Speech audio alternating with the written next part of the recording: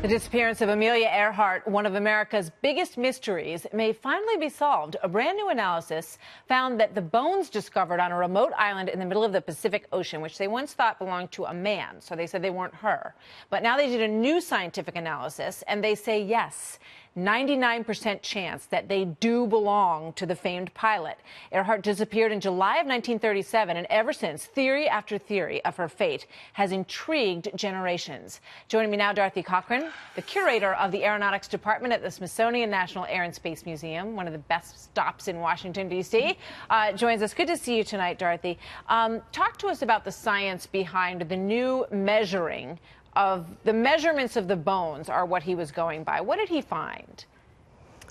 Well, I don't think that he's found Amelia Earhart's bones because I don't believe she was flying in the vicinity of Nikumaroro Island. Why not? Because she was, the morning that she was due in Howland Island, we know that she was very close to Howland Island because the Coast Guard cutter Itasca was there awaiting her, and they were receiving strong radio calls from her that she was in the vicinity there, and she was actively searching for Howland Island. So for that reason, that's one of the reasons I believe that she was up near Howland Island. And the second reason I don't believe that she was down at Nikumaroro was because 6 days later, the Navy overflew that island and saw absolutely no signs of any person or airplane crash. Fascinating. And then there's this picture that was found not too long ago. Let's put the picture up on the screen. That is from Jaluit J-A-L-U-I-T atoll in 1937.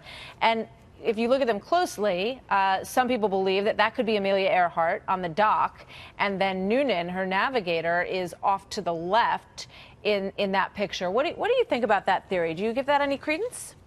No, that was actually debunked 2 or 3 days later after that broadcast, when a researcher in Japan notified everyone that that picture had actually been taken in 1935. So she was nowhere near there either. Somebody who looked like her. Yeah, well, you know, it could be anybody. It could be a man or a woman. It's the backside of someone. So it's really, you know, it's not conclusive at all. So what do you think, you know, just in the minute I have left, you know, what's your theory? Well, I do believe that she was very close to Howland Island. She had an excellent navigator. They were searching in the morning. They were tired. They got close to the island. They were searching for it. They were flying into the sun.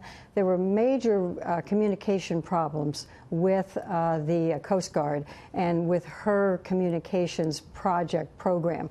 The main thing is she didn't know Morse code, neither did Fred Noonan, and you needed to have the Morse code signal to be able to really communicate with them.